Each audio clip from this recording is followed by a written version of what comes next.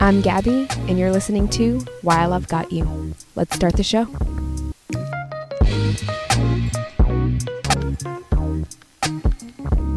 Hello, everyone, and welcome back to the podcast.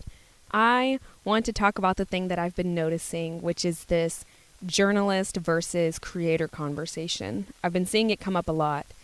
It seems like every time a creator sort of fumbles on the red carpet or in an interview, the comments fill up with the same voice of either very specifically like journalists and media traditionalists, or people are big brain thinkers that are reminding everyone why trained professionals should be the ones being hired on a carpet or doing interviews, that they should be the ones getting the job. And not only the importance of hiring traditional journalists, but also noting that the creators that are fumbling are the people that are taking away jobs from people who were trained to do the job. And I can see both sides of this conversation, and I want to actually unpack it with you all. And then I have questions for you all to consider and help me with. Let this be a conversation and a dialogue between us. What really finalized this as a topic for me is that Jeanette Reyes, a former news anchor and co-host of the podcast Off the Record, shared in an Instagram reel recently that her and her co-host approach interviews with their guests on the podcast as journalists, as traditional journalists, which means three things. Just according to her, I am not a traditionally trained journalist. I am not a journalist. And so I want to be clear that I'm not minimizing the job and the experience, the education that journalists have. This is just three of the ways that she pointed out that they approach interviewing their guests. And that's that they don't give guests any editorial control, which is the first difference that I noted between traditional journalists and what we're seeing with creators more often. And then they research past interviews, which I would also say that I don't really see a lot of creators doing either. They research past interviews to learn the talking points with the intention of moving guests off their talking points, like getting them out of their PR training a little bit and more into clarifying things. So they might say something like, I noted in a 2014 interview that you said X, Y, and Z. Do you still think that? And if that person responds with the talking points that these journalists have seen historically, they will prepare follow-up questions that take them away from that talking point and hopefully get a little bit more into the nitty-gritty and the clarity. And they approach these interviews with the idea that as journalists, their opinions on the topic or the opinions of that guest are irrelevant. They're there to narrow things down and get clarity. She mentions in this reel that they received a little bit of pushback from listeners who said that they were being mean to a guest for asking for that clarity. The guest didn't feel that way, but as listeners, the listeners felt like they were being a little bit of bullies for doing their job and really trying to get their guest off of those talking points in a way that offers an opportunity for clarity and also demands it. And how telling that is. So again, that's what journalists are actually bringing to the conversation. It's where we get more nuance and the opportunity for clarity. And there's something else that I think gets really dismissed with creators and what creators, podcasters, influencers that don't necessarily have that traditional training, what they are offering. Of course, with so much respect to those things that traditional journalists have, I think creators have something to offer as well, and we're seeing it a lot more. I've seen many creators start to say that they offer their guests editorial control, whether it be on their podcasts, whether it be on their web shows, etc. We're getting to see creators say, if you want something cut, we cut it. No questions asked. And it allows guests to show up differently because of it. They get to be a little bit more unfiltered, more human, more vulnerable. And the creator side of things brings a different kind of access. Not always with crazy clarity, but with connection. And depending on what you're looking for, that might be exactly why you would go to a creator and watch a creator's interview versus the interview of a journalist. It also is important to notice the both and of this conversation. Journalists are giving us the information and the clarity and basically saying, if you're going to say it, we want you to be clear on what you're saying, and you have to be accountable to what you're saying too, because you don't have that editorial control, and because it's my intention to get you off those talking points. That's important. That's how we get a lot of information, and it's how we hold these notable people accountable to what they've said and to say what they mean with their chest. And with such an increasing likelihood that saying the wrong words can get you canceled, going and having an interview with a creator, probably a lot easier and more refreshing. We could probably get into the conversation of, unfortunately, one of the taxes you have to pay of being a notable person is being held accountable and not always getting to be in a fun, cozy, cushy seat of, we're just here to have fun, and if you say something and you think it might land wrong to the masses, we'll cut it. And instead of being like, yeah, unfortunately, you have a platform and you have to stand on that platform and take ownership of it, sadly, whether you like it or not. So that could be a different conversation, but I just wanted to acknowledge both of those.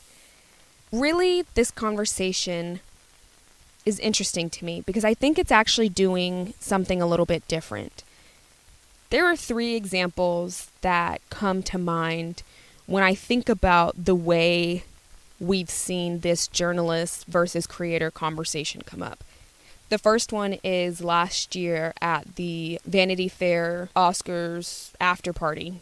Post-Oscars after party? Y'all know what I'm trying to say. Where Hannah Berner and Paige DeSorbo are interviewing Megan Thee Stallion. And Hannah Berner says that Megan Thee Stallion's music makes her want to fight. And Megan's response is like, not fight, girl, don't do that. We don't fight. Just that miss was so interesting and was ultimately like pushed up as a microaggression, which I agree that it was. And Hannah Berner, as far as I know, is not a traditionally trained journalist. She's a comedian. So she's going for the comedic release in the bit in that moment. On the other side, we saw this year with Jake Shane telling Julia Fox that he thought the kid, like getting her to agree, kind of pushing her to agree that the kid in If I Had Legs, I'd Kick You was annoying. Shout out to Quinlan Blackwell, who was there with Jake Shane. And we don't get to see what she did well, if she did well. I couldn't find really anything on what that experience was like for her, how she held her own. People talking about her being there. If she had those same sort of comments, like, this is why we need to give traditional journalists jobs and not creators, were those directed at her as well, when she seemingly had no misses? Or was her experience completely swallowed up by Jake Shane Smith with Julia Fox? These are the kind of moments that we so repeatedly see. Again, that same narrative. This is why we should stop giving journalists jobs to creators. I went to school for this, and this would have never happened. That type of energy. But here is where things get interesting. When I was researching into this, the third example that I thought of was what I thought was a creator, this host, interviewing Babyface. And in the middle of Babyface's sentence, like he's in the middle of speaking, she starts looking around him and goes, "Chaperone, come here, we want to talk to you." Like while the man is talking. The host that did that, the on the carpet correspondent that did that, was an Associated Press journalist. She's traditionally trained. So she has the training, she has the credentials, and in that moment, she didn't do the job she was trained for or hired to do well. So it made me start to wonder if training, if the educational background was a guarantee that the moment doesn't happen, this moment wouldn't have happened. This moment with Associated Press wouldn't have happened. So the conversation might not be about the training at all. It might be about the competency of the individuals that are getting hired for the job. And boy, if that ain't a whole new conversation. But, you know, training and competency, those are not the same thing. Hannah Berner and Jake Shane were both hired to host Vanity Fair's Oscar after party. Whereas creators that are on my timeline, like Drew Afualo, I'm probably saying that wrong and I'm so sorry, but Drew Afullo, a creator who I've never seen have a moment like this one, has never really been given that chance on a level like the Vanity Fair Oscar party. She has done a lot of correspondence for different media outlets, but not as big as Vanity Fair yet.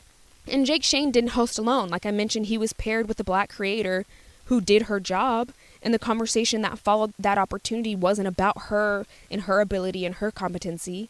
It was about her co-host lack of education and responsibility in that space. Now, I'm not saying that this is the whole story, but I do think it's worth noticing that if this is a conversation about standards and competency, the people that are getting the industry cosign versus the people absorbing the consequences doesn't necessarily seem to be distributed all that evenly. Now, with all that being said, obviously, journalism is a real craft.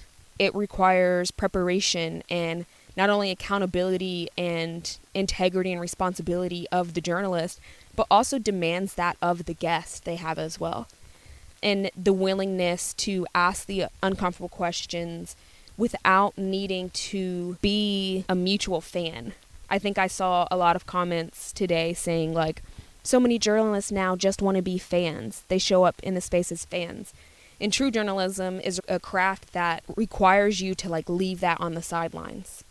I also think that the creator side of things has something real too, and potentially a representation of where the industry is going, to a place that prioritizes connection and safety and access to a version of notable people that we don't usually get to see. I think both sides have something that they can learn from each other. Creators taking the time to put in the work, to do the research, to really show up and ask questions, and the journalist's side to curate more open and safe spaces that prioritize connection, maybe a little bit over whatever clarity looks like it needs to be in that moment. Obviously, there's nuance to that conversation. And on the flip side, when there are creators on a red carpet, I want to see a fun, playful conversation that hopefully doesn't have misses, that hopefully doesn't feel dismissive to the people that they are interviewing, like this Shane and Julia Foxsmith.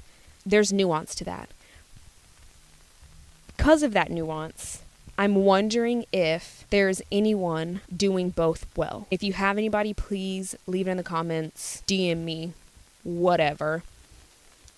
Is there anyone doing both well? So not a journalist who's learned to be charming, and not a creator who got lucky and asked a couple decent questions. Someone who genuinely creates safety without sacrificing integrity.